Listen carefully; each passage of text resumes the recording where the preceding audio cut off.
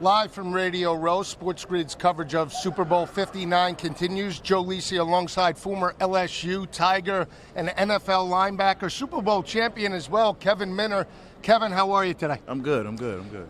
Unbelievable atmosphere out here in the convention center. Super Bowl week doesn't get bigger than this. We know it's a marquee matchup, Kansas City and Philadelphia. Any thoughts about how the game might play out on Sunday? I'm hoping Philly's offensive line stays as special as it's been all season. You know, if they can control the line of scrimmage the way they've been, I'm leaning towards Philly. Now, you also played special teams in terms of the Super Bowl where you won and Absolutely. You knocked off Pat Mahomes with Tampa Bay, right? Yep. Tom Brady, Pat Mahomes, that debate is going to obviously circulate if Pat Mahomes does win his third straight Super Bowl, fourth overall.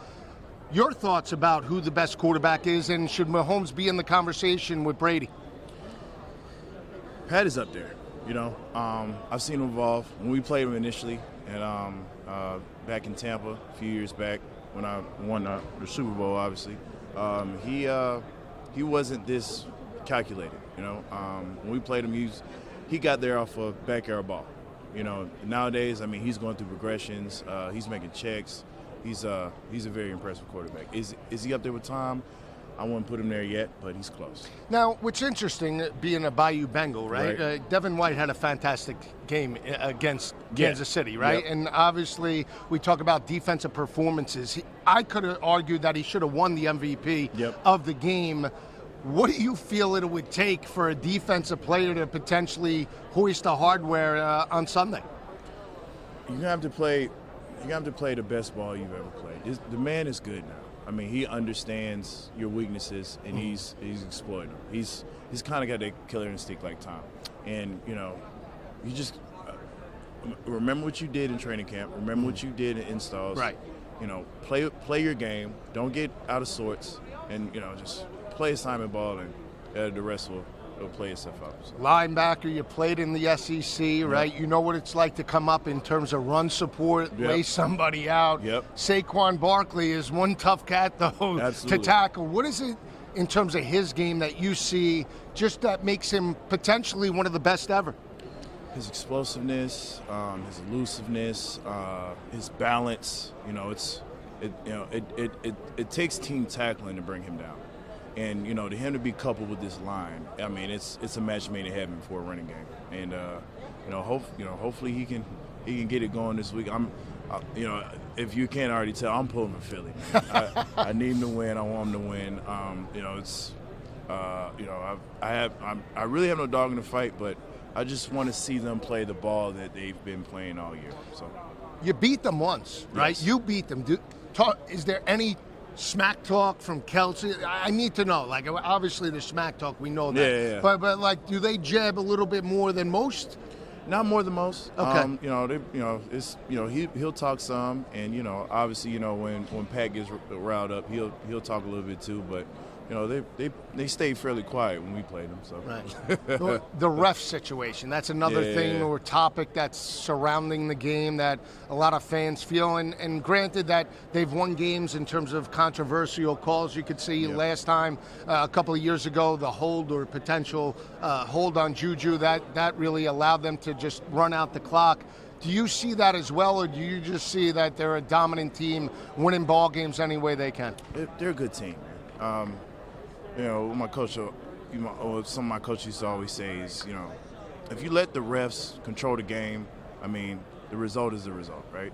If with Kansas City, they play 4 quarters, man, and regardless of how the refs are calling the game, if you play your game and you're doing what you're supposed to do, it shouldn't matter what they call. So with that being said, in most cases, they have the refs on their side because they're playing ball the right way. Right. So, I mean, I feel like fans see it, they see it as, he's getting all the calls or whatever. But honestly, if you take it out of their hands, then what can the refs really do? Right. So let's talk about what really matters to me, LSU Tiger football, right? Yes, and you talk about Burrow, you talk about Daniels winning it. Yep. Where do you see Nussmeier? Where do you see Nussmeier heading into this year and this team overall? Because Brian Kelly came, right? I think with some criticism, came with some, I want to say, tempered expectations. Yep. You win the SEC West Yeah. in the first year. They're knocking off Alabama in dynamic fashion. Baton Rouge is rocking, baby, right? Yep. And then it's like a slow regression. Yeah. Can they crack through this year and make the college football playoff? I think so. I think Nussmeier, his first year started. Right. I think he had his growing pains. Mm-hmm. Obviously, I might be putting a lot on him, but I feel like you can possibly see him in the Heisman watch this next year. It's a shot in the dark, but I have a lot of confidence in his skill and Brian Kelly's coaching. Right. I think,